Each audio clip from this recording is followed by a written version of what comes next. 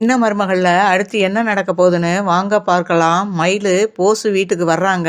போசு வீட்டுக்கு வந்ததும் போசு மயிலை பார்த்ததும் ரொம்பவே ஷாக் ஆகுறாரு. இவ எதுக்கு இங்க வந்தான்னு தெரியலையே அப்படின்னு சொல்லி போசு உடம்பு ஃபுல்லா பதற ஆரம்பிக்குது.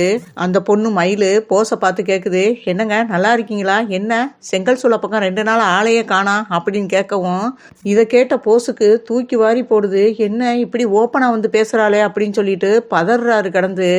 அங்கே இருந்த ஈஸ்வரிக்கும் சித்ராவுக்கும், இந்த பொண்ணு யாரு, என்ன உன்னைய பத்தி ஏன் இவ்வளவு விசாரிக்கிறா அப்படின்னு சொல்லிட்டு, ஏமா நீ யாரு, என்ன திடீர்னு வீட்டுக்குள்ள வந்து போஸ் ஏன் வேலைக்கு வரலன்னு கேட்குற, நீ யாருமா அப்படின்னு சொல்லி கேட்கவும், ஏன் அதை உங்க மயன்ட்ட கேளுங்க அப்படின்னு சொல்லி மயில் சொல்லவும், என்னடா போசு, என்ன இந்த பொண்ணு வாட்டுக்கா எதையோ சொல்லிக்கிட்டு இருக்கு, என்னடா இந்த பொண்ணு உனக்கு தெரியுமா அப்படின்னு சொல்லி கேட்க, அதுக்கு போசு, அது வந்துமா இந்த பொண்ணு செங்கல் சூளையில வேலை பார்க்குதுமா அப்படின்னு சொல்லவும், என்னது செங்கல் சூளையில வேலை பார்க்குற பொண்ணா, அவளுக்கும் உனக்கு என்ன சம்மந்தம், அவ எதுக்கு இங்க வந்திருக்கா அப்படின்னு சொல்லவும், அதை நான் சொல்றேன், காவியா இருக்காங்களா அப்படின்னு சொல்லவும், உடனே காவியாவை எதுக்கு கேட்குற அப்படின்னு சித்ரா கேட்குது.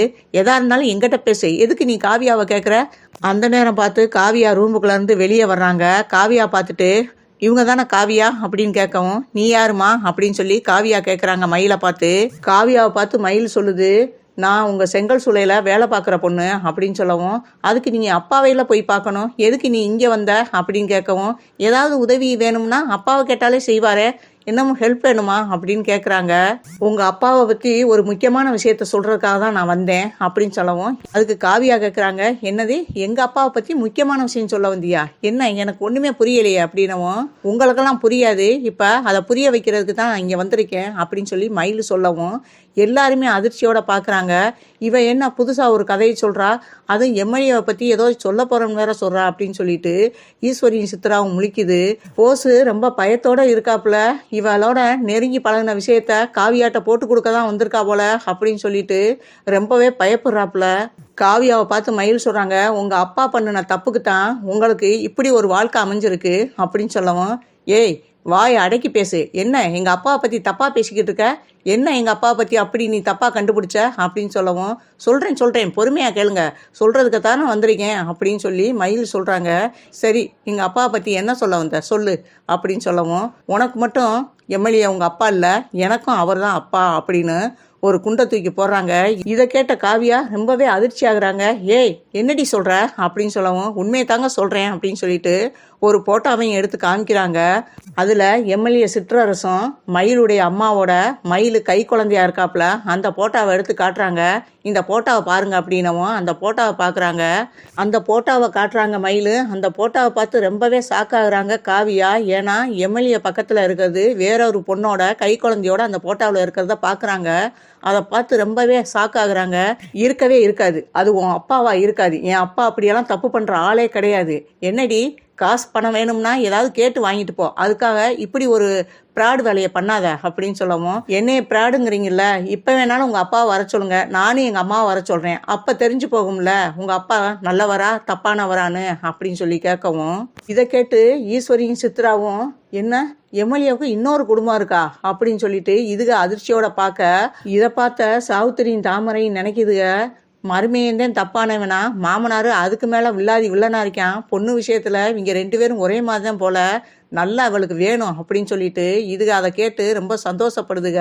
அப்போதான் காவியா மயிலை பார்த்து கேட்குறாங்க, இப்போ என்ன சொல்லணுங்கிற, சொல்ல வந்ததை சொல்லிட்டு போ அப்படின்னு சொல்லவும், மயில் காவியாவை பார்த்து சொல்கிறாங்க, உங்கள் அப்பா நீங்கள் நினைக்கிற மாதிரிலாம் நல்லவர் கிடையாது, இதே செங்கல் சூளையில் சின்ன வயசுல எங்கள் அம்மா இந்த செங்கல் சூளையில் வேலை பார்த்துருக்காங்க, அப்போ உங்கள் அப்பாவும் சின்ன வயசாக இருக்கையில் எங்கள் அம்மா கிட்ட ஆசை வார்த்தைகளை பேசி அவங்கள மயக்கி அவர் எங்கள் அம்மா வாழ்க்கையே கெடுத்துட்டாரு, எங்கள் அம்மா மாசமாயிட்டாங்க, அந்த விஷயத்த அந்த எம்எல்ஏட்ட சொல்லவும் எம்எல்ஏ ரொம்பவே பயந்துட்டாரு, இது எங்கள் வீட்டுக்கு தெரிஞ்சா என்னை உண்டுலேன்னு பண்ணிடுவாங்க, வேலை பார்க்குற ஆளுகளுக்கு தெரிஞ்சிச்சுன்னா இதை எங்கள் அப்பா அம்மாட்ட போட்டு கொடுத்துட்டாங்கன்னா அவ்வளவுதான், என் வாழ்க்கையே போயிடும், இந்த விஷயம் நம்ம 2 பேர்த்துக்குள்ளேயும் இருக்கட்டும் அப்படின்னு சொல்லிட்டு உன்னை நான் கை விட்டுற மாட்டேன், உனக்குன்னு வீடு பார்த்து நான் மாதம் உனக்கு வீட்டு செலவுக்கும் பணம் போட்டு விட்றேன், உன்னை நான் மாதத்துக்கு ஒரு டைம் வேற பார்க்குறேன், நீ இங்கே இருக்க வேணாம் அப்படின்னு சொல்லி திண்டுக்கல்ல ஒரு வீடு பார்த்து எங்கள் அம்மாவை கொண்டு போய் அங்கே வச்சுட்டாரு.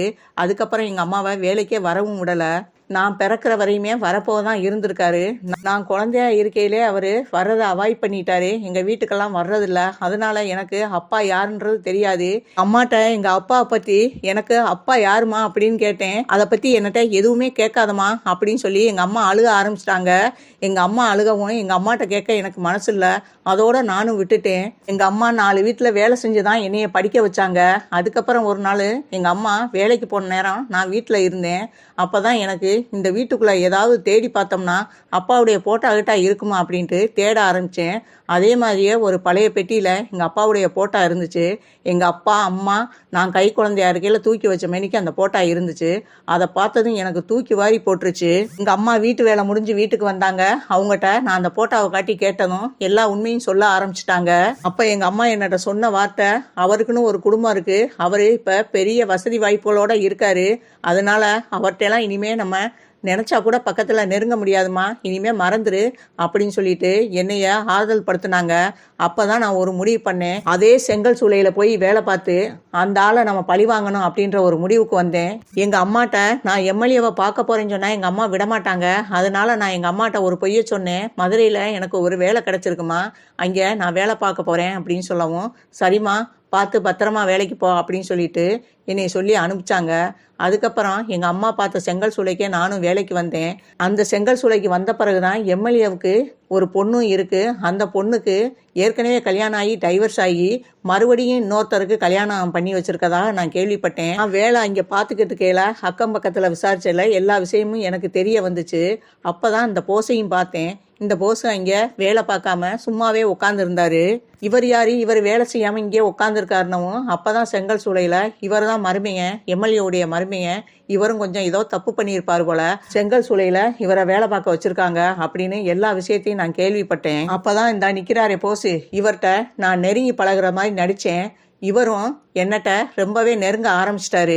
அந்த எம்எல்ஏ எப்படி எங்க அம்மா வாழ்க்கைய நாசமாக்குனாரோ அதே மாதிரி நானும் ஒரு முடிவோட தான் இங்க வந்தேன். இங்க வந்தா எம்எல்ஏடைய மருமைய போசுன்னு தெரிஞ்சிச்சு. அதுக்கப்புறம் தான் போசுடைய வாழ்க்கையில நான் வேணும்னு தான் என் வாழ்க்கையை பறி கொடுத்தேன். அதுக்கும் காரணம் இருக்கு. எங்க அம்மா ஒவ்வொரு நாளும் கண்ணீர் வடிக்கிற மாதிரி அவர் பொண்ணும் கண்ணீர் வடிக்கணும் அப்படின்ற ஒரே காரணத்துக்காக தான் நான் போஸை பற்றி எல்லா விவரமும் தெரிஞ்சிருந்தோம் நான் போஸோட நெருங்க ஆரம்பித்தேன். இப்பயும் இந்த வீட்டுக்கு எதுக்கு வந்தேன்னா நான் போஸுடைய பொண்டாட்டியாக தான் இருக்க போகிறேன். இதை பார்த்து எம்எல்ஏ ஒவ்வொரு நாளும் கண்ணீர் சிந்தனம், நம்ம மக வாழ்க்கை இப்படி போச்சே அப்படின்ட்டு அவர் ஒவ்வொரு நாளும் உங்களையும் என்னையும் பார்த்து அவர் கண்ணீர் வடிக்கணும் அப்படிங்கிறாங்க. அவர் பண்ண தப்புக்கு அவரை மாதிரியே நம்மளுக்கு மருமகனும் வாச்சிருக்கானே, நம்ம மக வாழ்க்கை இப்படி போச்சேன்னு அவர் நினச்சி புழுவா துடிக்கணும். அதை பார்த்து நான் ரசிக்கணும். இவரோட வாழ்றனோ இல்லையோ, ஆனால் கண்டிப்பாக அவரை பழி வாங்குறதுக்காக இந்த வீட்டில் நான் உங்களோட இவரோட தான் இருக்க போகிறேன் அப்படிங்கிறாங்க. இதை கேட்டு காவியா ரொம்பவே ஷாக்காகிறாங்க.